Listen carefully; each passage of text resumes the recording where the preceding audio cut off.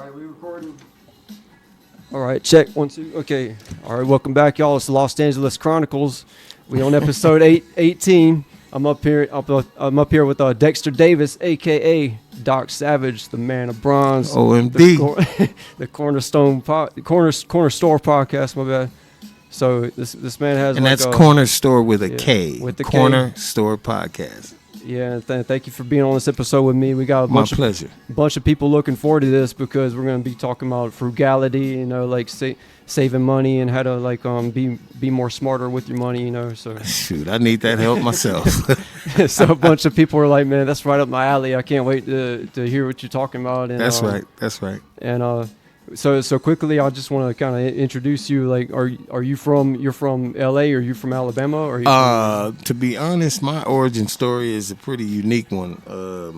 I was born in the South. I was born in Montgomery, Alabama, and I came to Los Angeles when I was 5-6 years old, and basically, my mother was a manager of my two aunts and my cousin's singing group. They were on MGM Records.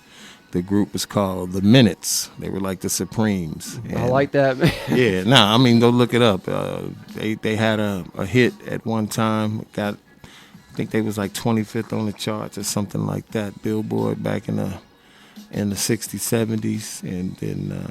Dude, that kind of music was just incredible, though. Like the Motown, Ronettes and the Supremes. And, the Motown sound type deal. They weren't signed to Motown, but, when Motown came out, all of those groups were so successful, other labels had to try to emulate it, Yeah. And one thing about America, imitation here is the biggest part of flattery. So if you notice, when Jaws came out, next thing you know, every other fucking creature in the water was killing people, from orca to octopus to piranha. So whenever something's successful, someone's going to try to imitate that, So that was something that, brought us here to California. My mother that was their road manager.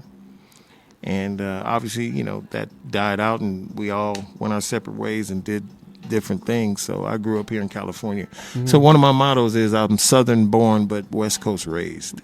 It's kind of like me too. So it says you a 310 area code, but we just real quick, we're recording in like Granada Hills. So, Granada Hills, California, in the San Fernando Valley. Mm-hmm. So the episode's about frugality. So like real quick, I want to ask you what do you have any general tips that you do or anything Well, to me, the only thing I can say, because even though I'm a podcaster, I do comedy, stand up, and I do get paid for it. I am a paid actor now, so I may still be non-union, but I actually get monetized when I do my acting. My budget's still very limited to live out here in the valley, even though it's hot as hell out here. It costs a ton, just like everywhere else. Yeah. So. The only thing I try to do is diversify whatever money I have. I have 3 bank accounts. One is a credit union. The other 2 are regular banks. And I try to diversify what I pay in bills versus what I keep in personal, and try to stay afloat that way. Frugality is a hard thing, especially today with all the inflation. With everything going up too. Oh, geez. So. That's been a big topic of discussion. Like I went to the store and I paid like $100 and all I got was 3 things and stuff like that, right? Exactly. It's enough to make a 6'5", 340-pound man actually start to tear up, because then you're like, when you start to get ahead, they create other ways to make you fall behind. So it's tough. And that's one of the reasons why I never say nothing to nobody about whatever they're trying to do in their lives. Monetize it. You have to, because they've created this monster here in this country, well, actually around the world, but very much so here in America. Everything is buy and sell. So America's like a corporation, more like. They need to stop trying to run it like a business. If you notice, a lot of businesses go under. So hence, you don't want the country to fail like a business would fail. So we need to keep those dynamics separate, just like church and state needs to be separate. There should be no Southern Christian evangelists that are all up in politics. There's no reason for it. It's muddying the minds of not only the politicians, but also the citizens that follow those politicians. Those things need to be separate. That's just fact. Now everything's blurred. All the lines are blurred. Hell, sexuality's lines are blurred, so why shouldn't the political and religious lines be blurred as well? So we live in a really weird, crazy times. Sounds like a distortion. We live in some kind of distortion. You don't know what to expect next. A lot of people said this. One guy came on my pod and said, today up is down, down is up, left is right, right is left. It sounds kind of like 1984, right? Like war is peace. Exactly. Freedom is slavery. What's the difference, right? Come on, man. Come on, now you preaching. The truth, yeah. You preaching, bro. You preaching. But yeah, you got a good point. Like for me with the bank account kind of thing, I put like in my savings. I put as soon as I get paid, the rent portion goes into the savings account, so I know that's there. Yeah. I don't do one thing. I don't do because. Getting paid can be infrequent. Mm-hmm. Like if you do a production job, sometimes it's deferred payment. So whenever I pay any of my bills and they ask me, do you want to do auto pay? I say no. Yeah, I'm with you on that too, because you have to be on top of that if you do that. You have to be, well, first off, you got to have millions of dollars. And that's the reason why I have a few bank accounts. And I probably have more. If I get more money the more I'm going to diversify. So, you'll have one account just for that. So if you could put like $100,000 in one account and just use that debit card or whatever you're going to use and say, okay, yeah, you can do auto pay on that particular card because that's going to be bill pay only. You're not going to touch that. But if you're only making so much, like if you're only getting like $3,000 a month in this day and time, that's like a stretch, boy. You're yeah. You can't do auto pay because you'll be wanting to pay something and then you'll go to your account and the money's gone. It seems like they're aggressive with wanting you to get set up in auto pay. Like, would you like to do auto pay? Well, they got you by the balls then. It's like, they know that the computer's never going to call you. The computer calls me all the time like, okay, you got to pay, man. You have to pay. What is it? It's a robot or like it's generated? I've called Spectrum and all these different places and T-Mobile. It's like, dude, can you cut that off? It's like, no, it's automatic. It sounds kind of like a beast. Spectrum and T-Mobile, like you don't mess with them. Like it doesn't matter what you do. Dude, any of these corporations, they're all faceless. They treat. Yeah. I put it to you this way. My mom always said, judge a company by how they treat their employees. Because your service is going to be very similar to that. Uh-huh. So if you talk to employees of T-Mobile, if you talk to employees of Spectrum and they say, well, fuck, man, working there is like such and such and they do this and we don't. You said something earlier. I'm not going to mention what you said about what you do and what they don't do. And I'm not going to say who it is or any of that. All right. And that's the stuff I'm talking about.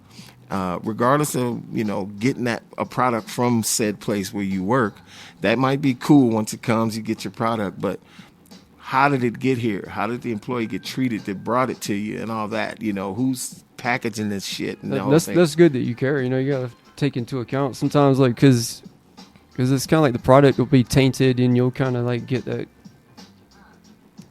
You know what I mean? Like, my teacher actually says like, if you make money and if it's not like clean money and if you did like all these wrong things to get it, then it's tainted and you give that to your children and you pass that on, That's a hell of a wow. That's more profound though. Some profound statements usually are the most true when you really think about it because Thank you. You got to realize you're passing on the agony of how that money how you got that money. Like guys that'll go out, some guy goes and kills some guy that had a bag of money and it was some kind of drug deal or whatever. Yeah, like a gangster. Exactly. And he brings that bag of money home and he's like, yeah, we're good now. And he starts divvying it up to people. It was really tainted how you got that money. People died how you got that money. Perfect example. You remember No Country for Old Men with Josh Brolin? I love it. I got the DVD. I love it. Now, that particular bag, if only he knew it had a tracker in it. Everybody asks questions after you've seen the movie. If only he knew it had a tracker in It was it. brilliant the way well done. They made Genius. That was I forget the brothers' names that made that movie. the Coen brothers. The Coen brothers, yeah. To be honest, I have to say to the Coens that their version of Rooster Cogburn with Jeff Bridges, I forget the name of the movie, True Grit. Their version of True Grit, though interesting and a really cool take on the movie, I have to say racist ass John Wayne's version was better. All right. I haven't seen True Grit. I remember that came out Great movie. 6 years ago. Or what? Big, Yeah. I'm a Okay. big Coen fan. And I'm gonna that want was to check that out. Yeah, that was their first attempt at a Western. And then they did one later on. It was sort of like a fable, and it was really good. So I'm forgetting the name. The name Django Unchained, like that comes to No, mind. that but was that was Quentin. the Tarantino. That was Quentin. One, Yeah, that was Quentin. And whenever it's 1,000 cuss words in it, it's going to be a Quentin thing. Yeah. But the Coens, if you notice, the Coens, man, it's something about them, bro. Their eye, they have a really good eye. I think it was that they got a film noir influence. Feel to it. Yeah, I to would it. agree with you there. And I've seen their first one. It's called Blood Simple, and that was good for the first, debut. Yeah. And, I would agree with that. But and see, Jeff Bridges won the Academy for playing Rooster Cogburn in the recent True Grit. It was like 5 years ago, I guess. But his version of it was pretty good. But when you listen to him, his dialogue in the movie, he would talk like that, like he had rocks in his mouth, and it was hard to really hear his dialogue. Because I think he kept tobacco in his mouth during the filming, so that kind of threw it off for me. I like the girl who played the little chick who was coming to avenge her dad, and she was very good at that. But the original True Grit, that goddamn movie, that was back in the 70s, late 70s if I'm not mistaken. that was 76. John Wayne. John Wayne. Now, I can't stand the dude. A lot of people are pissed off at me because I like Clint and I like John. Their movies still are fucking iconic. They're great, bro. But these are horrible people. They think very little of a person with my skin tone. A guy got at me in the store. I'll never forget this. I used to live in Baldwin Hills. I'm from South Central, but I was living in Baldwin Hills at the time. I'm at the Ralph's, La Brea and Obama. I'm wearing a Clint Eastwood High Plains Drifter t-shirt, black and white. There's a guy behind me, face is all screwed up. He's like got his hand on his chin, kind of looking at me. And I'm thinking he's admiring the shirt. And I was like, and he's looking at the shirt. I was like, oh, yeah, I like Clint Eastwood, man. That's my dog. He's like, why the fuck you ain't got Malcolm X or Martin Luther King and somebody on like that? I was like, man, what the fuck? Today I'm wearing this shirt. I was like, bro, if I actually had those T-shirts. That's funny. You mentioned that. I've seen some of your shirts. I like the Muhammad Ali shirt, Exactly. but that's not political. That's more Muhammad. Exactly. I like him. That's all the reason why I got the shirt on. So I'm looking at dude. I'm like, bro, I even know this nigga's racist. I told him. I said, I even know Clint Eastwood don't like black people. But plus that demeaning tone with the customers saying that to you, like that's I more wasn't of a working demeaning- there. I was shopping. We were in the Yeah, line. you were in the line, but to approach somebody and be like, why do you don't This have guy's this shirt? he's Yeah. behind me trying to buy something, and I don't know why he fixated. I guess he knew about Clint's stance on things because he's a Republican. That don't necessarily mean you're a racist if you're a Republican. By the way, I don't want people to think that shit. But I've heard things that he said, and I definitely know about John Wayne's legacy for hating people that ain't white. A lot of people don't know this story. There was a Oscars where a real Indian lady came out on stage and she made a speech about Native Americans and their plight. The story is, and this is true, the story is he wanted to fuck her up backstage. He was so livid that they let her speak about, the plight of the American Indians and not having their land and the rest. He wanted to fight a He woman. wanted to beat that woman to ass. Go look it up. It was the most. When I heard that, it broke my heart because he's so revered. And if you notice, there's so many people that worship him and love him, the Duke. And they kind of started to give Ronald Reagan that kind of a presence because he used to be a cowboy actor, a cowboy actor, and he had a name too. I forget what they called him. He had some kind of a nickname or something, and it's known about, John Wayne's hate toward minorities. He couldn't stand. He had videos before he died of cancer. It was on CBS where he's like, I don't think they deserve anything. I think they should be happy of what they have and all this other stuff. And it just broke my heart, man. And these people so iconic in the films and everything like that. To have him say things like that and you're fans of him, it's just hard to stomach. I hate to say that about him, but he's dead now and he's suffered on his way out. As well he should, because karma's a bitch, and it usually comes for you. It really does. So I try to stay above that shit. Yeah, that can come back and haunt you if you mentioned that earlier. Yeah. So keep your karma bars up if all the people out there. Kind of going back off subject, but sure, go ahead. My bad. I was going to talk about some coupons and Groupon, and I was going to go ahead. Okay, I got one thing about a coupon though. Okay, so what's up with CVS? They give you that long ass receipt, and then I don't shop there. You don't shop. Not but often. What I do is here's my tip. I cut the coupon that I need and I put it in my wallet so that I won't forget it. You see, some people use the app, and you can have the app ready to go. Mm-hmm. But if it's in my wallet, then I'll use that. So that's another tip. Yeah. I'm not a big Groupon coupon guy. I'd be lying if I said Ralph's. I shop there often. It's right here. They do give you free. They send those to you in the mail. Those are good. Yeah, but you ever notice that it's the stuff you bought though? It's like they'll send you coupons of stuff you bought. You may not want that shit. That's again. another thing. Kind of like what you said. It's like some kind of machine that knows what you're doing, or you said something along those lines, like about T-Mobile or something. But it's kind of like, okay, you go to look up something you want to buy on, like let's say I want to buy a microphone on, and then here's all these ads of like, well, you have the microphone to manipulate you. And it's just like, okay, when I want to buy it, I'll buy it. I don't need to see. I don't need to go on. I don't need to go on like on my email. I got Yahoo email. I'm kind of old school, so you go on there like, here it is again. Yeah, exactly. So, what's your shopping experience like? I mean, you came up with this pod, and the subject matter was frugality and basically, how people are and how they trying to be in this, economy and how they trying to keep money. Do you think it's important to be a frugal type shopper? Meaning, try your best, even if you have money?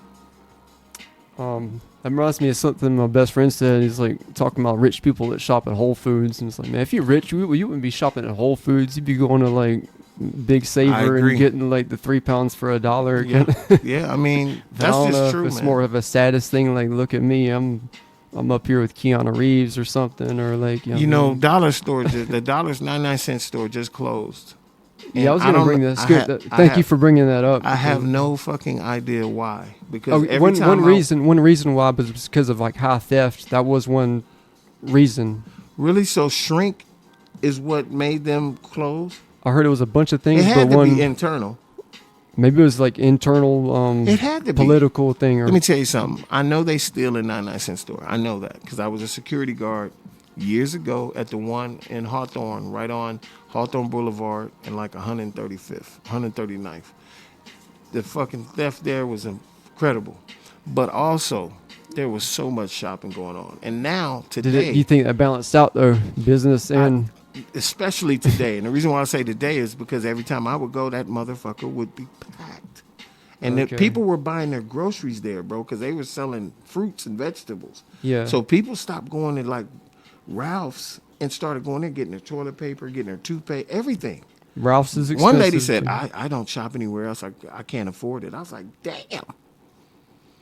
Is it that bad? I went there for a few things here and there, but I didn't shop there. You know what I'm saying? I didn't like buy my groceries there. I they started to have my favorite fruit juices like Minute Maid. I was like, okay, shit, they got Minute Maid. Which the fruit punch or the exactly. That one was good. Oh man, they had that, and then I'd find the Simply Wholesome iced teas and different things. The Simply Orange Juice or what was it called? And they had some cool. Oh yeah, they have some name brands, and it's only 99 cents. Exactly. Nah, it started to raise the price. Yeah, like the coconut water used to be 99 cents, and then I used to work at Coca-Cola, and I'm like, hey, that's $5. You know that's 99 cents across the street, and the guy's Exactly. jaw like just Exactly. I used to tell people all the time, you know, you can go and get they have cans of soda. I forget that it was cheap soda, but it was good for the price. It was like $3 for $1. That was a long time ago, but now that shit was like regular.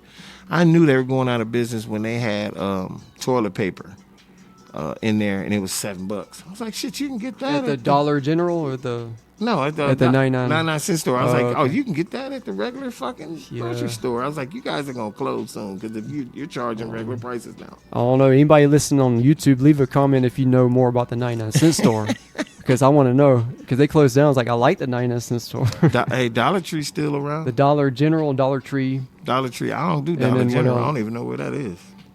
And Rosemead, they have that over there. So yeah, but I'm in that's- different. Yeah, you're in the east side. What Yeah. made you move out that way? Is it because of money?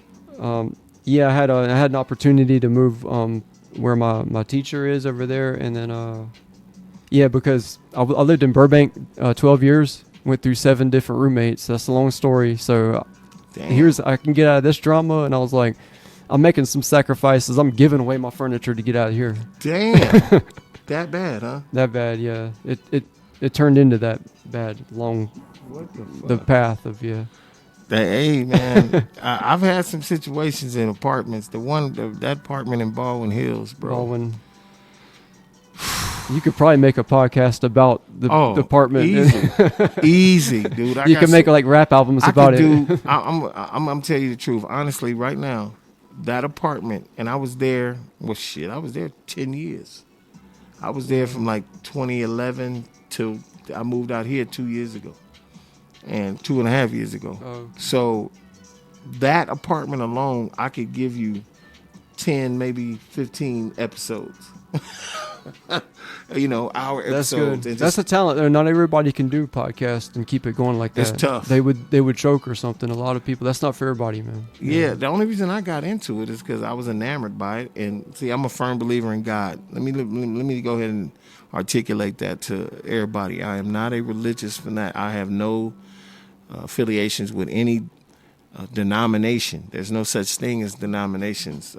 For all you Catholics, Baptists, Methodists, all these people out there, I will never disrespect what you believe and how you get down, but that denomination stuff is bull crap. I'm a spiritualist. I know God. There's a one true God, and there was his son who walked this earth at one time back in the day. The actual story has been watered down. It has been watered down. When they say King James version of the Bible, that should tell you everything. They said version, right? Like, That should tell you everything. That means that's his version of events of what happened back there. And most of the main religious zealots in this country use that Bible to teach from. So that should tell you everything you need to know. And then remember this, and this is for my black people out there who I know love God and love Jesus Christ with all their heart. Nat Turner was given that book to spread the gospel to all the slaves back in the 1800s. That should tell you everything you need to know about the King James version of the Bible. And I'll leave it at that. There are other Bibles out there that has the real stories about, what happened back then. And remember, even those Bibles are the version of events from people telling you. This is the reason why I know religion is dangerous. The Mormon faith was created by a guy who went into the woods one day and stayed there for 30 days. Came back and told the townspeople he had a vision. And the vision was the Mormon faith. They blindly accepted his version of events. And whenever questioned about anything that he was telling them, he would go back into the woods for 30 days, come back out and said, God told me this. And they would believe him. So all I'm trying to tell you is, in the Mormon faith, they believe black people are black because they were cursed by God. Anyone on this planet can go and say that they talked to God and they came up with this religion.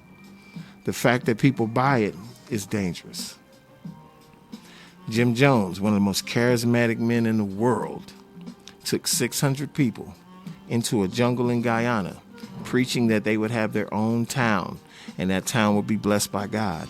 When all of this stuff started to be revealed that he was full of crap, he summarily ordered them to drink Kool-Aid that was laced with cyanide. and 600 people's bodies laid dead in the Guyanese jungle. Charisma and people knowing how to talk and sway you is one of the most dangerous things in the world. And me knowing what I know now about God and about spirituality, all that is a power or a spirit given to you by the evil. There's a yin and yang to everything. So if there's God, there has to be the devil. There's like a duality. There's a duality to everything. So just know when all of these terrible things happen in the world and people go, God wouldn't let this happen. God didn't let that happen. Understand that this world, the planet that you live on, has been dominioned and given to Satan to do as he will. This is the reason why people are supposed to be able to choose between evil and good. That's the only power you have on earth, is to do right and be humble, morally correct, which is hard to do. It's easy to be an asshole. It's easy to shake your ass out there, females. It's easy to take women for a ride, guys out there. It's really hard to be a humble person. Take care of your kids. Work every day. Sweat to the bone. Make all the best moves you can through a world that you know is controlled by dark forces. That's the duality in life that we have to deal with. And most people can't pass that test. Hence, they go crazy. They kill kids at schools. They do all these dark things and then go to prison and say, why the hell did I do that? There's always an epiphany time where the light comes on and you go, I was led by the nose by something that was out of this world. It had to be. And that's the reason why I tell you, that's the only way you can truly be possessed by dark forces. Movies will have you thinking you're going to look like Linda Blair in Exorcist with your head spinning around. No. You're going to get talked to and whispered to, go kill that guy. You remember that fucking guy? That son of a bitch owes you 20, and he told you I'll get it to you when I can, motherfucker. Go over there and shoot him in the face. Let everybody know whenever you borrow 20 from me, you better give it back. That's the kind of shit that happens every fucking day. And that's what Satan does. He'll whisper to you. He'll tell you, there you go. That's a motherfucker that grabbed your girl's titty the other day. And yeah, the one in the store. He's that pervert. Go kill that son of a bitch. I like what you said, like how like nobody's around. Like, where's your integrity? You have that choice. You have the test, and it's not like nobody's gonna know. You have to live. You have to like yourself. You have to live with yourself. Exactly. Michael Jackson and a lot of these people are way more smarter than you think. Smarter than what MTV wanted me to think, or what? Like, I'll put it this way: when you watch movies, don't watch them, look at them, and I mean look deeply, because there's a lot of symbolism in every film. I don't give a shit if it's Freddy Krueger.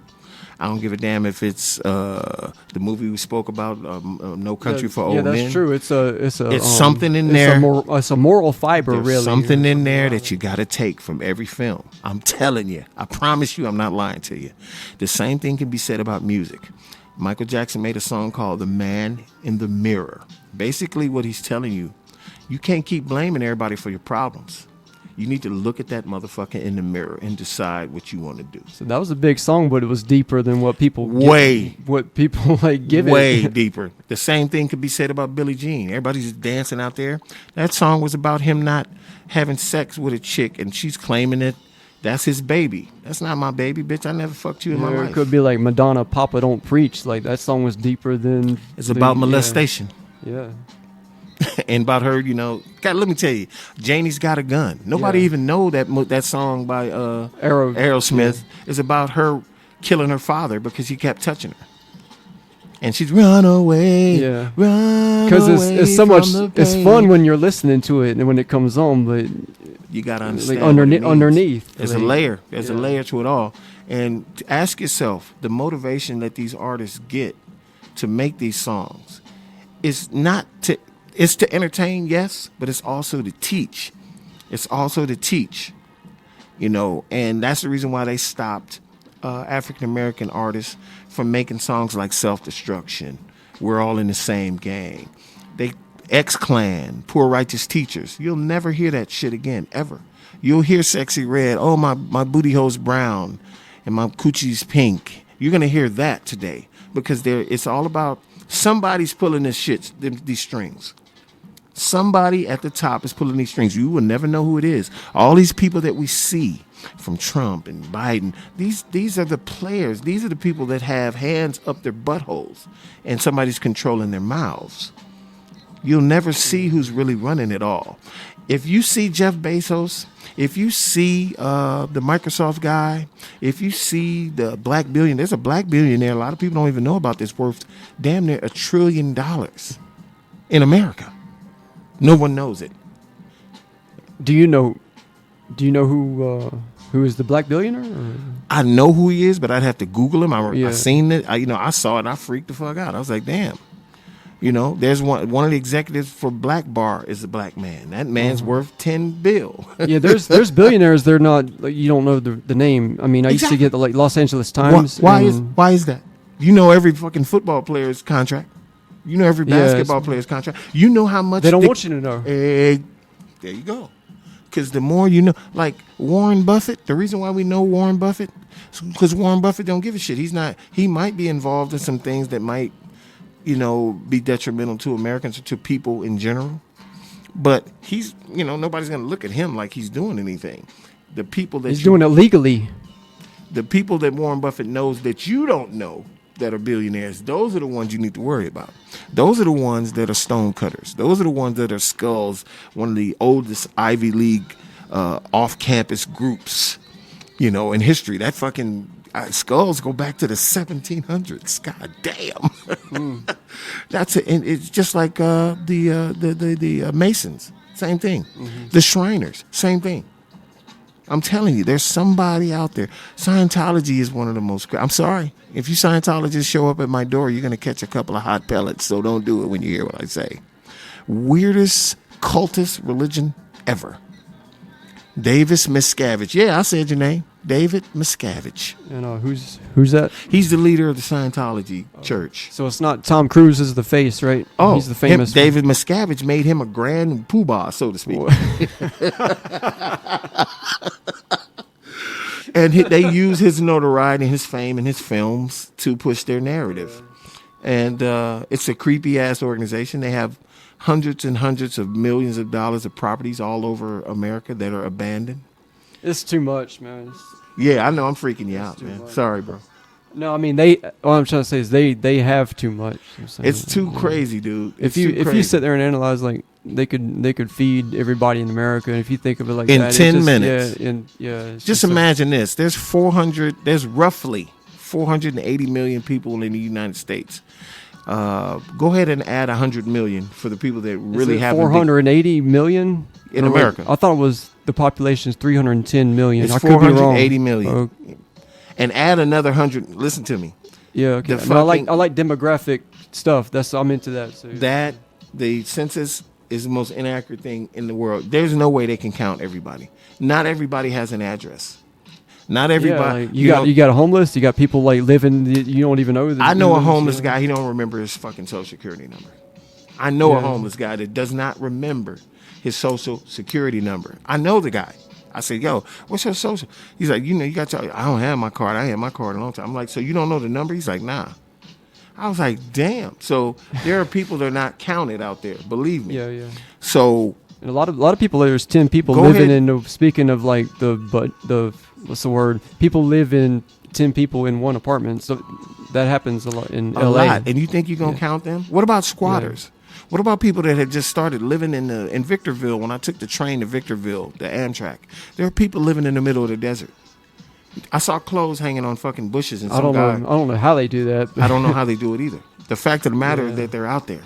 And the poverty rate of Rosemead is 12% as far as what the internet told me. But I don't know. Wow, that's There's roughly 500 million people in this country, roughly.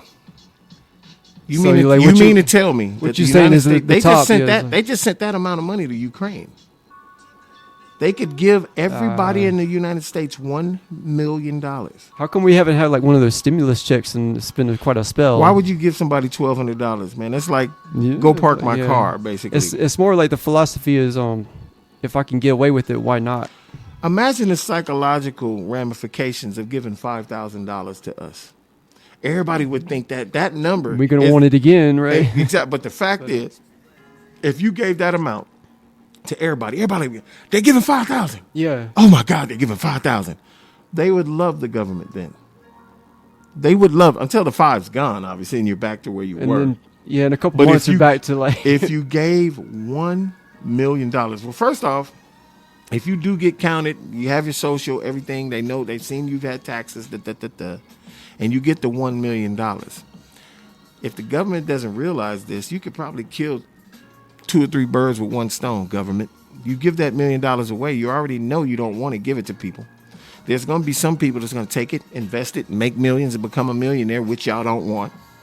I understand that.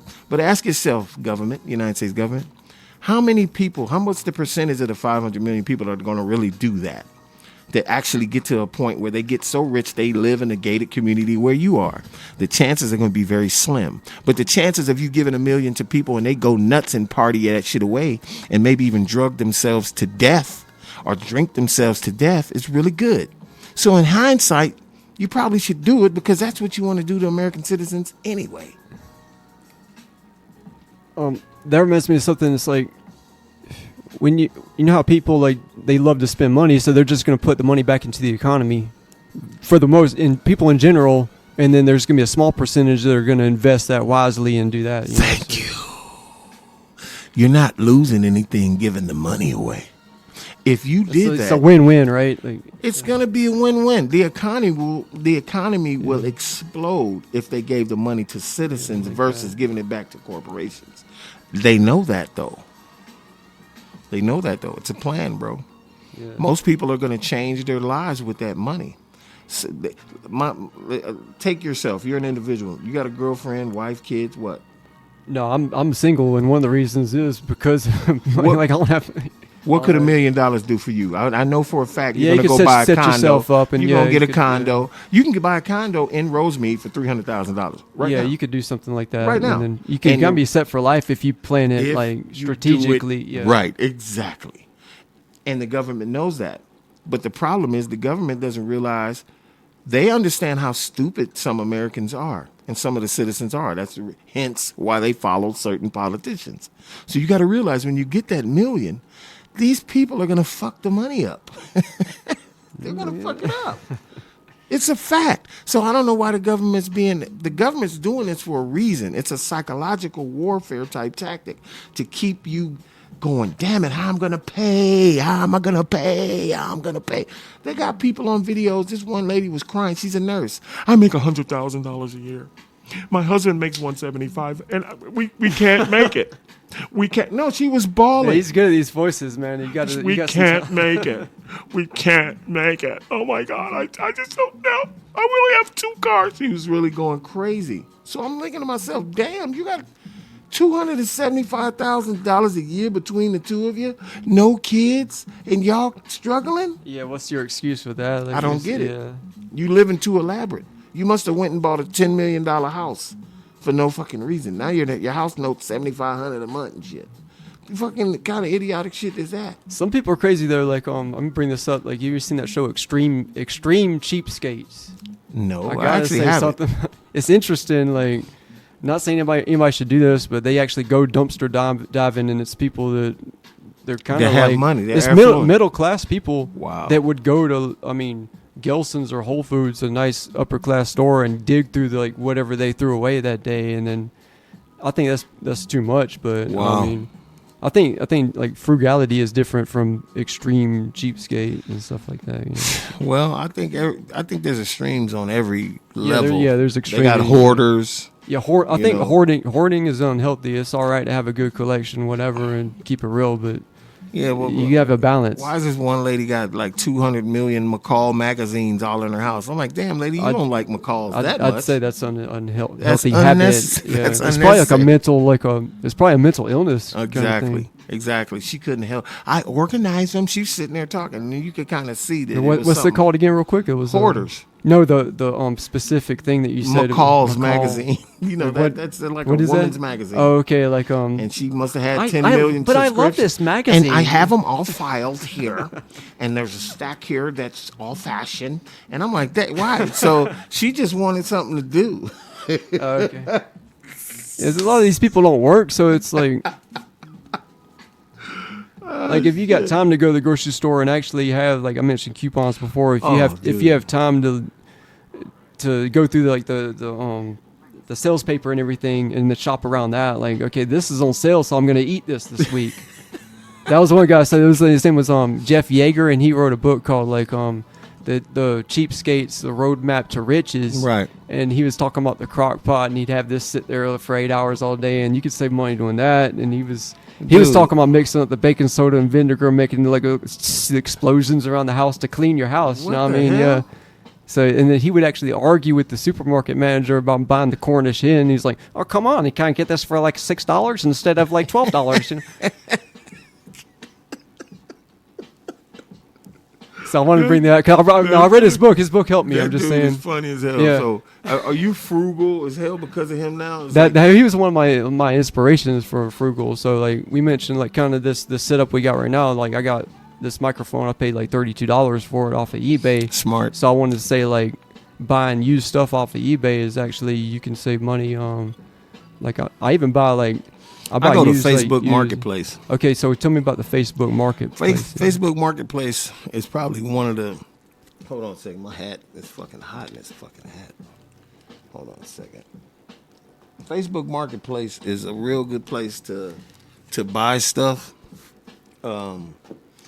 So much so that I'm going to be getting all my cameras, my digital cameras for my podcast from there. I have an HDMI switcher. For those who don't know what that is, it's a video switcher that you can just hook up to a monitor. It'll give you 4 panels so you could switch your cameras from video 1, 2, and it makes your videos very more professional. And if you're shooting it just regular video, later on you can just put all the graphics through CapCut or something like that, Opus Cut, all of the tags and everything like that on there, make it really look professional. But those cameras that people are selling are usually between $50 and $150, man, and they're really nice. That's nice. HDMI inputs. I bought not that step ladder. What did I get off Facebook Marketplace? There's couple things in there, like a couple fans and some cabling, a few things. I've sold stuff on there too. Yeah. So what's that called right there? The screen. It was reflector. These lights. That? Yeah. That's the light. These right lights there. I got from a company about, Amazon. Okay. Yeah. No, nothing wrong with that. But yeah. Yeah. Though I'm telling you, Amazon is another place to get some really nice shit. Yeah. For good, like those. What about Temu? What do you think about that? I don't do Temu. And what do you have that's like against that, or do you just not like Temu? From what I've seen, some people have gotten lucky and got cool shit from Temu, but you got to realize it's coming from Asia. Mm-hmm. Some of the products from Amazon come from Asia too, and you could tell because it'll tell you it takes a long time for it to get to you. So when it says it's like, well, it's made in China, everything. Well, most stuff is made in China. I I understand, but if it's coming straight from over there, a lot of times the quality ain't that great. Yeah. You know what I'm saying? But if most of the companies that are American that go over there to get cost, whatever they're trying to create, cost down, they'll tell them it needs to be like this. And that's the reason why a lot of those products come back and they're good to go. Has to be kind of regulated by the standards. And, exactly. Yeah, okay. At least the company standards. I don't know about American standards, but the company wants it to be like this. But can you make this cheaper than what I was making it for? And of course, the Chinese manufacturer's going to say, yeah, I can do it. Can you specifically make it like it was made like this for less? And he'll say yes. Remember in the 80s, you would get more stuff made in Japan. Electronically. I used to have a calculator that would talk, and it was like 5 + 6 is this, and it was made in Japan. Amazing, amazing. Back then, most of the computer components, even the companies like IBM, was getting a lot of the components and some of those boards that they would put inside of their computers were made in China. So, in Japan. So, and remember, Japan in the 80s, hell, they made movies about it. Rising Sun with Sean Connery and Wesley Snipes. Yeah, exactly. They were taking over America. They were buying all kind of companies and tech companies in America. That stopped when the second Bush became president because they wanted to stop that invasion. And remember, they were killing us in cars in the 80s. Cadillac almost folded because of that. And so did not Oldsmobile, but it's a company. What's the company that it was a Dodge? Dodge discontinued a lot of stuff, a lot of models, I but forget the name of the company. The Chrysler company. Chrysler. Yeah, the Chrysler company. They almost folded. And I remember when Lee Iacocca was their CEO. And if you remember, did you watch that movie recently with Christian Bale and what's the other fucking guy? Ben Affleck's homeboy. What's his name? Matt Damon. Matt Damon. Yeah, They did a movie together about when Ford beat Ferrari. Ford versus Ferrari. You ever see that movie? Nah. It's really good. Okay. It's really good, and it deserved to be an Oscar nod. It deserved all of its accolades. Yeah. Well, in that movie, there's an actor who plays Lee Iacocca. He used to work for Ford. He was one of the lower tiered CEOs in that movie. Did he do like a straight up like kick ass performance, or it was great. The movie was fucking awesome. So that kind of tripped me out. I was watching movies like Iacocca, and I was like, oh, wait a minute, that's the young Lee Iacocca who eventually became the CEO of Chrysler. That's fucking cool. So you already knew the backstory and of what happened to him. Yeah, what happened to him. And then a trip to know like the detailed kind of background of something, and then to watch it, like, yeah, I'll remember this. Yeah, exactly. So that's kind of cool with me. And I tell people, when you watch films or you remember something you saw from the news, if you watch a movie that's historically accurate, you're gonna hear a name that you remembered, stuff like that. I think 12 Days in October with Kevin Costner. And he was supposedly working with the Kennedys. I forget the name of the guy who was, and it was about the Bay of Pigs when they had the Cuban Missile Crisis down there, and we were worried about the missiles being down in Cuba. And it was a standoff, man. That was the closest we ever came to nuclear war. And it wouldn't have been as bad as it would be today with the megatons that we have now, the warheads now. But we're talking 100 megaton warheads back then versus 10,000 megaton. Today, a 10,000 megaton bomb would take out. If you dropped it right downtown LA, it would come all the way over here. Would it get like all of this part of the Valley, Chatsworth, and for sure, Tarzana, and like that's 10.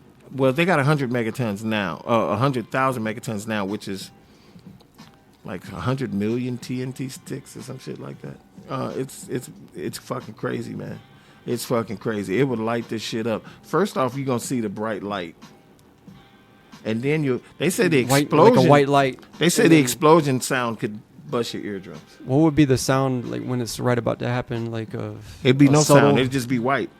They said it'll be just white bright. It'll be white bright, and then you'll hear it, and then that's scary. Yeah, bro. That mushroom cloud, man. Oof. You're seeing Crimson Tide, and it's Denzel Washington and one of the Gene greatest Hackman. One of the greatest. They're playing that on the big screen. One of the greatest submarine movies in the history of film, and also one of the greatest mutiny films, and because that was the only time I've ever seen. Well, maybe the Kane Mutiny with Humphrey Bogart, where they remade that too. Actually, the Kane Mutiny was justified as well, but I would say the Denzel Washington movie was really justified. Gene Hackman was a blowhard, and he also was. They didn't want to say this in the film, but he was racist, and that's why he kept quibbling about those horses. Remember the scene when they were talking about the horses, and he says, "Yeah, those are Arabians." He was like, "Did you see those Arabians?" He's like, "No, sir. They're from."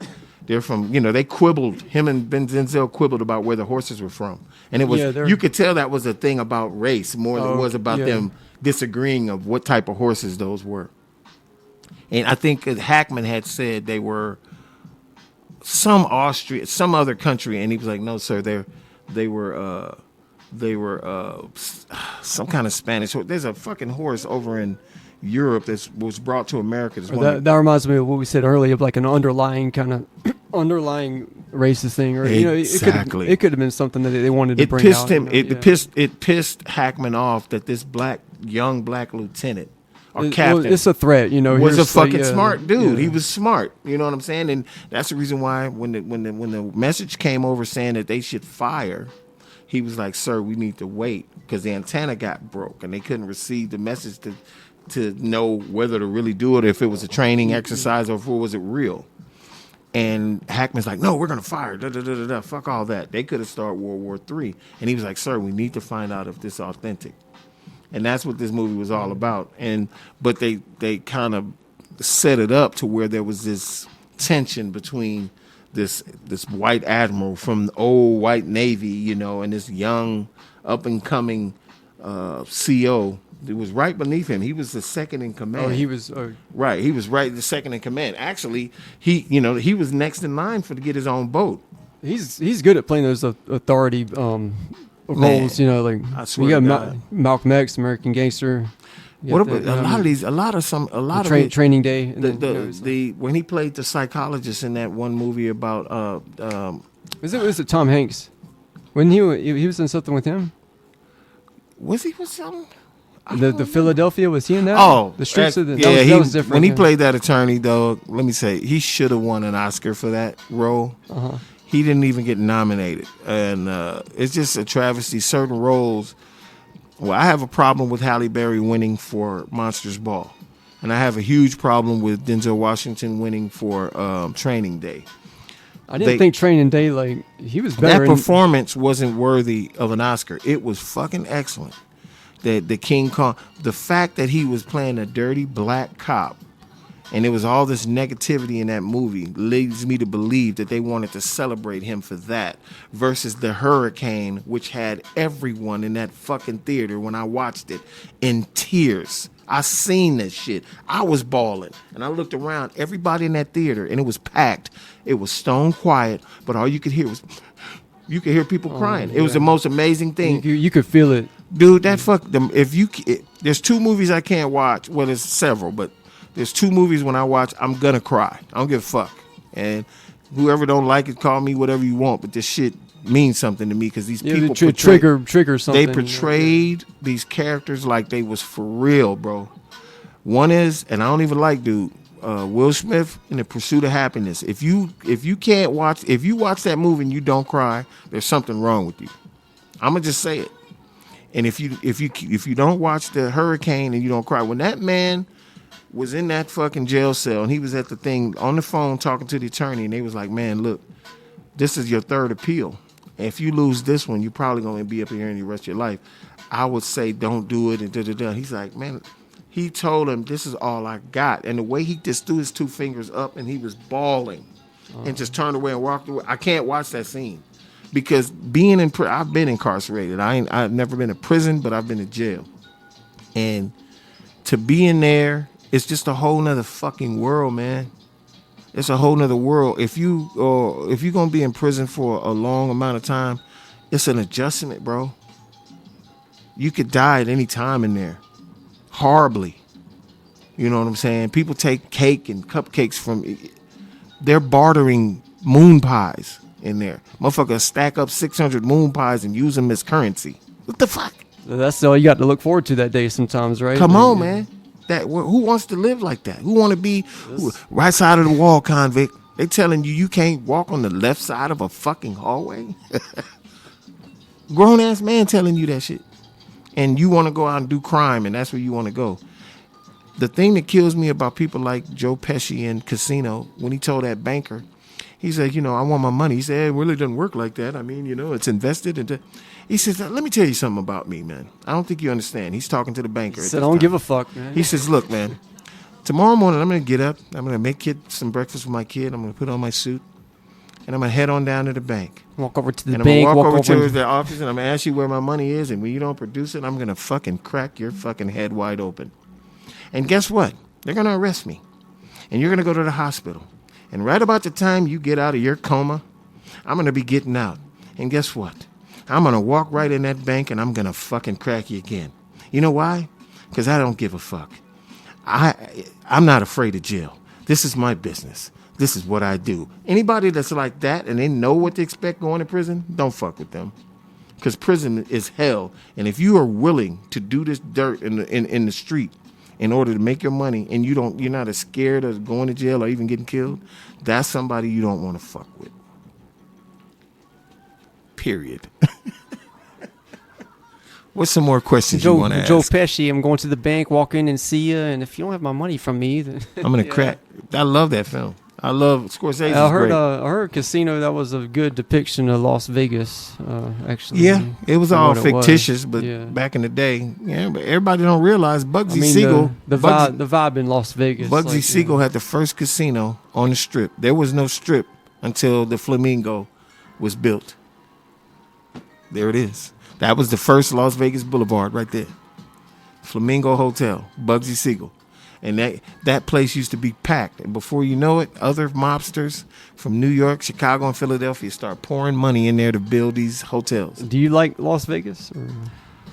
It's corporate now, just like everything else. How about Vegas in the 80s, 90s? Or Vegas in the 80s, 90s was a whole different animal. Yeah. That's when, casino was, based upon. More legit? Like, Well, I mean, yeah. not legitly criminal. It was like Nicholas Pileggi. That was he wrote. It's the same writer as Goodfellas. The same he wrote. It's a true crime novel. Was Wise Guy, and then the movie came from Wise Guy. Right. Yeah. Mm-hmm. I mean, that's just fact about. They used to cut people's arms off with bandsaws. That's brutal. Yeah, I mean, if you was caught in there cheating, I mean, you gave them no choice but to do that to you. I love to me, when the guy said you could take the money and the hammer, or you could just take your friend and yourself and get out of here. That scene was. I would have took the hammer. I'm sorry, you break my hand. I can go get this fixed. I just made them motherfuckers had about $2.5 million. So that was 2.5 million, or you break my hand. He says he was gonna give them. He said, "I give you the money." He said, "But you gonna remember how you got it." That's basically what De Niro was saying. He said, "You see, look, the dude when he came in the room, look what they fucking did to my hand, man," like that. And he was like, and all he was doing by showing him that is say, "Okay, you can have what he had, and take this money, but I'm gonna fuck your hand up." Yeah. Now if he says yes to taking the hammer, they're gonna do him worse than they did that guy. They're gonna probably go smack, smack, smack. They're gonna fuck that hand up real good. But I'm so desperate for money, I would have took that hammer. You could be set for life, like you mentioned, to get the condo and get back then. Yeah, especially back then. Come on, man. That's another thing. Your like hands, how, my hand, I can't squeeze my hand to this day. That's what I would have been saying. I can't squeeze my hand right to this day, but I got a whole string of goddamn partner buildings. It hurts. I've had a hardcore thumb injury before. I know it hurts. I get it. He crushed all of the vertebrae in that man's hand in the movie. So wrap this bitch up. That's what I would have said. Wrap this bitch up. Give me that bag, and we going back to LA and buy some apartments. Speaking of that, would you say this area? Do you think that you get a better deal living here as opposed to Hawthorne or whatever? No, but I mean, you've been in LA since for 30 years. You know why I moved to Granada Hills? I'm gonna be honest with you. Everything I know you probably ain't gonna believe this, but I've talked about this earlier. Everything I've done is spiritually motivated. It's divine.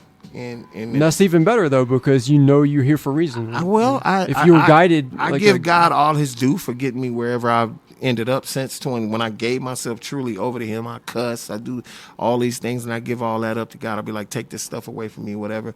But remember, if God truly made you in his image, and if you're a funny guy, that means he's funny. You know what I'm saying? If all of the traits that you have supposed to be given to you from God.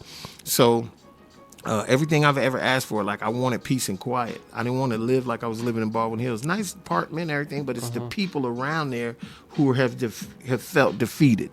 Though when people give up, they leave a trail of everything, trash, all that. They're sitting in the alley like it's fucking apartment complex. So do you feel more peace over here? It's peaceful and quiet here, but it's a good vibe. You got to take the good with the bad. Now, if you're going to move here and get the quiet, now you got to deal with the heat. Yeah, you know what I'm saying? There's always going to be something. It's a trade-off, right? Yeah. The only way you're going to actually be as comfortable as you want to be is to do what? Make some money. Because in America, that's what they base everything on. It's always been that way. It will always be that way. So stop worrying about who's president. Stop worrying about who's your fucking local city councilman, because none of them give a fuck. They don't care. I don't care if you get one that supposedly gives a shit and he's Spengali'd you into thinking he's going to change things if you get him in there and you go back him and you fund him and you do all. No. So do you think, would you say politicians in general benefit? I mean, I'm saying this, politicians in general benefit themselves, not benefit you. Yeah. Right? Yeah. No doubt. Yeah. No doubt. Even the ones who are pure of heart. Just history repeats itself. Yeah. Even the ones who are pure of heart, go in there with all the best intentions, it don't fucking matter. It doesn't matter, because that's one of over 500 or 600 snakes. Let's just say half Congress and half the Senate is good people, and the other half is the people I'm speaking of. You ain't gonna get nothing done with half and half. The only thing that makes half and half better is your coffee gets brown versus black. If you're sitting there waiting on somebody that you voted for to make your life better, you're a fool. Not especially here. I don't give a shit what country you live in. It's not about policy. It's about you. Let's just say tomorrow they say, okay, Trump wins, and he says, I'm going to say martial law. Right off the bat. You motherfuckers got to be home by 6. And there's fucking actual army sitting there making you go home. Would you be pissed off if you was poor? Yeah, you'd be mad as shit if you were poor, right? But if you're rich and they're talking about martial law, you got to be home. You're like, okay, fine. I got a mansion. I have two pools. Yeah, what do you have to complain about then? Exactly, because you know damn well if you're a millionaire, you got a storage room. You got fucking freezers full of meat. You probably got a bomb shelter room. You ever seen that? Dude, that's gonna be me in a minute. That's a smart thing. That's a smart investment right there. God blesses me to have this shit. I don't know where it's gonna be, because like I said, I usually run this shit by him. If I do get the money, I'll be like, okay, Lord, please let me find the perfect place. Not too expensive. I know I got 10 million, but I want to find a perfect place. If I know God, 2.5, okay, man, in Valencia, damn, Valencia, God? And then you go see the place. Mm-hmm. You'd be like, okay, Valencia. Oh yeah, that was actually one of my questions. Like, what would be your dream house? Like, which area and what kind of style? That's a loaded question. My house, let's just say I had $100 million. My house would still be less than $2 million. It'd probably be about. So you would do a Warren Buffett style low key. Or it's gonna be really nice. It's gonna be mine. It's gonna have a little bit of acreage. You're gonna have a hard time trying to break in. My dogs will be there. My guns will be there. My cameras will be on. It will be filled with food to the rim, like brim. Would you have the Scarface like surveillance camera? Oh, it's gonna be all that. That would be nice. But see, I ain't gonna be high enough not to see you coming. Yeah. There's a difference. There's no way that he should have died if he would have just stayed on his toe. Well, the biggest mistake. Yeah, that's because he was on supply. Like think about this. The biggest mistake he made was going with them when they were gonna bomb the guy. When Sosa told him this guy's gonna out us all. Yeah. You have to get him killed. The biggest mistake is the guy, Scarface, the boss that he's asking to do this for him. He went on the mission. He should have sent his dudes. Yeah, that's what actually Rizzo wrote a book, and he mentioned that. He said that's when he messed up. Why would you go? Yeah. Why would you go? Because you're a hothead anyway. You could have sent Manolo. Mm-hmm. You could have sent Manolo to go. Yeah, the big dude, Angel, or the second guy. Fuck Manolo, and you could have stayed. You could have sent Angel, because all he needed was somebody that knew New York, because he didn't know the country, and all they were there for is to escort him to when they find the guy, put the bomb in his car, follow him close enough, and the dude was you got to stay close. He said, "What the cosetta?" Yeah. He was telling him, get close. He was like, "Shut up, motherfucker!" And he saw the kids in the car. Like, you die, motherfucker! Exactly. Yeah. Big mistake. What did fucking Sosa say? Remember, Tony, don't ever cross me. Yeah. Don't ever fuck me, Tony. Don't ever fuck me, Tony. I wouldn't like that. You know what I'm saying? And I mean, you sent a hit team with long-haired motherfuckers, and Tony handled his business with that fucking Colombia. Where this guy was? Were they from Colombia? No, they weren't Colombian. Where was he from? Bolivia. The cocaine Bolivia. Exactly, because they were talking. I remember when dude explained that when they were all sitting there watching the tape about the guy. This is Emmanuel Sosa. He's a very dangerous man. He's European educated, and he's from Bolivia. But he is one of the big cocaine dealers in the world. I was like, damn, he blowing up the world telling everybody all that shit. I'm like, what the fuck? I was like, shit, yeah, I get why you want to kill this motherfucker. Because he's a big cocaine. That's good, man. I love that movie. I'm a big fan. Yeah. Big fan. That's Brian De Palma, by the way, for those who don't know that. Brian De Palma directed that movie. So there's another one with him. Dressed to Kill. What was the one in the 90s that Brian De Palma did? I didn't really like it though, but it was Al Pacino too. Oh, it was about the Puerto Rican drug dealer. God damn it! I know what you're talking about. Sean Penn was in that. He played his lawyer. Damn it! I can't think of it to save my fucking life right now. Anyway, I saw Al Pacino like when it's called Panic. I became a fan of him after Serpico. That movie was fucking great.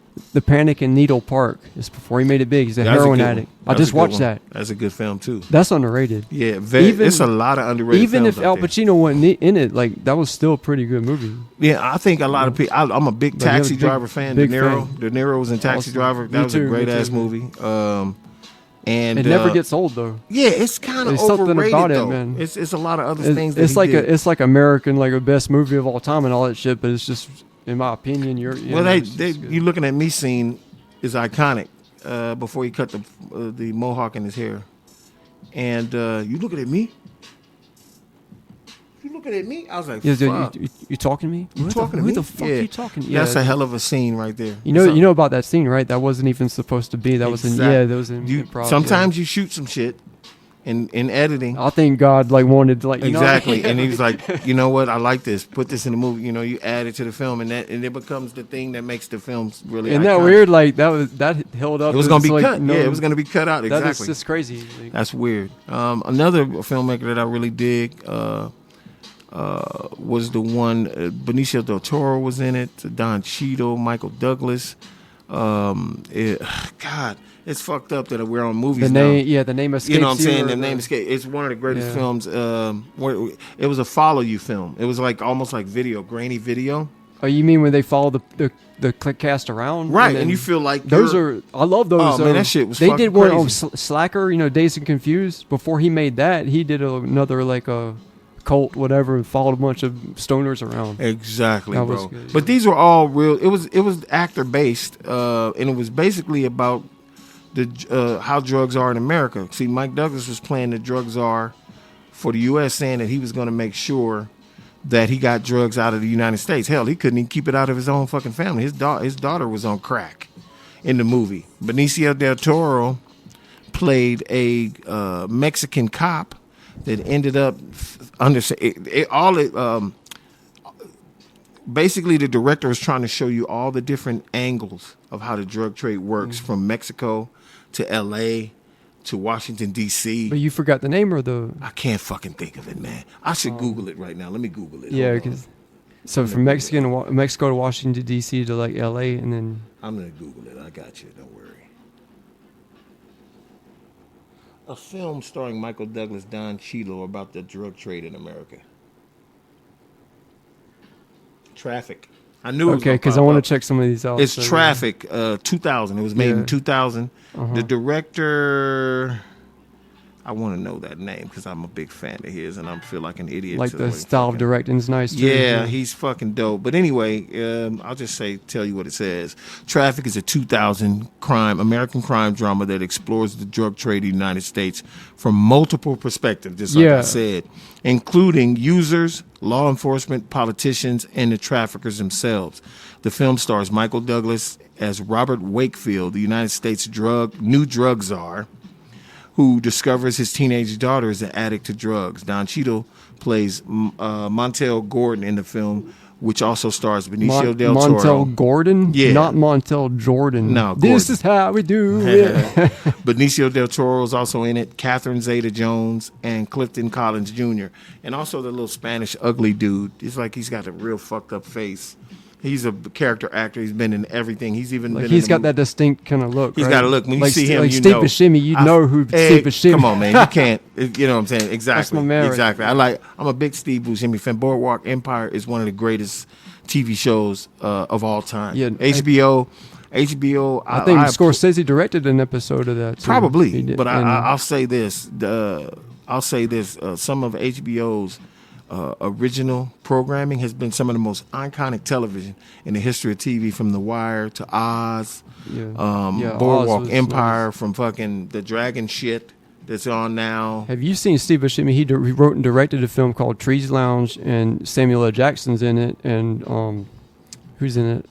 Baldwin, Adam Baldwin, Chloe Sevigny from Kids. It She's sounds in like it. something I'd be into too. Yeah, it's pretty good. It's more he directed it. He drives an ice cream truck and turns into an alcoholic and whatever. Man, there's so many fucking films. There's so Yeah, many there's a films lot. out there that won't get the light of day. And when people finally catch them, like, damn, that was good. You know? Underrated kind Exactly. of. You know. Like Traffic is one of the greatest films I had seen.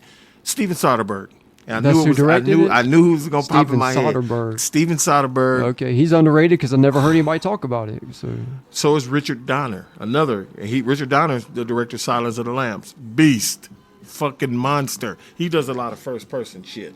If you notice, He's good at that though. There's a lot of first So person. Like Anthony when Hopkins, he have when he plays. And a lot of times she's not there. She might be off to the side. Yeah, hey, reading you her can't get lines. better than that. He's looking dead at the camera, giving you those emotions. That shows you how tight. If you ever want to ask yourself, why do actors make like Jackson and Sir Anthony make the money they do?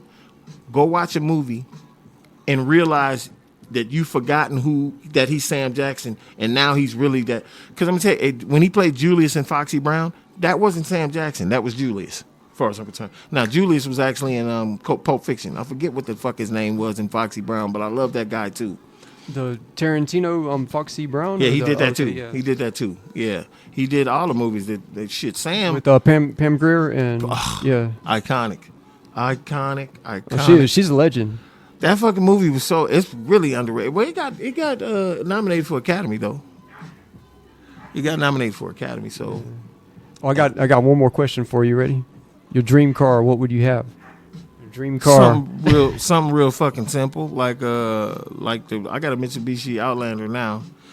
Give me the hybrid. Give me the 2025 hybrid. So would you get something like not draw attention to yourself? And, Very much so. yeah. My shit will be real low key. You're gonna There's say, a lot that's of- a nice ass car, but that's gonna be it. Living in LA, you see a lot of ridiculous cars that draw attention to the car, and like, what the hell's up with this? It's not a Tesla, but it looks like Transformers or something. It looks like, you talking what about is that Hot Wheel that's out there now? It's an angled Yeah, looking. that's Is that that- fucking whatchamajigga What's truck. the story with that? That's I wouldn't buy that, bro. That's like a waste of money. Why the hell would you buy that? yeah, it's a waste. You know what I'm saying? It's like that shit look like a Tonka toy. And then you know how brothers is. They gonna go like the rich brothers that's out there rappers and shit. They wouldn't go fix the shit up and put all the Would rims you put like on hydraulics on that one? Like, I'm could you like- even do that?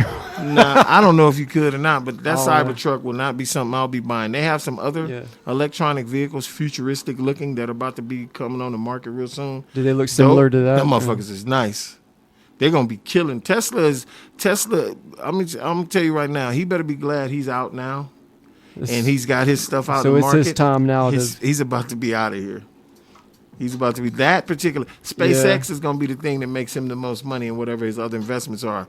But that company, Tesla's losing money as we speak. Everybody knows it. Okay. Yeah. You know what I'm saying? But there's other companies that are about to launch. It's going to destroy them. as Seems far like as- they got a shaky thing going on right now. And you don't Shit, know what's some of the car going on. companies that are out there already. Mercedes-Benz got a new fucking. Wait till you see that shit. Oh, that shit is crazy. And they're about to launch. they're gonna revamp- 2025. They're gonna launch all these new cars. You'll see. I would show Okay, them to you. I that's would interesting. Google all that shit, but you know, there's new Yeah. electric cars that are like real futuristic. They're gonna be out there on the street. You're gonna be like, whoa, what the fuck is that? Yeah. That's gonna be killing everything, killing the world. Cadillac even got one. Cadillac. Uh-huh. So just wait.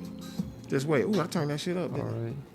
That's interesting though. So hey, Yeah. Hey, thank you for the episode, Dexter. Man, thank you for having me, bro. I'm excited. You know what I'm saying? When you came over, I was happy that you was gonna bless me. So I appreciate that.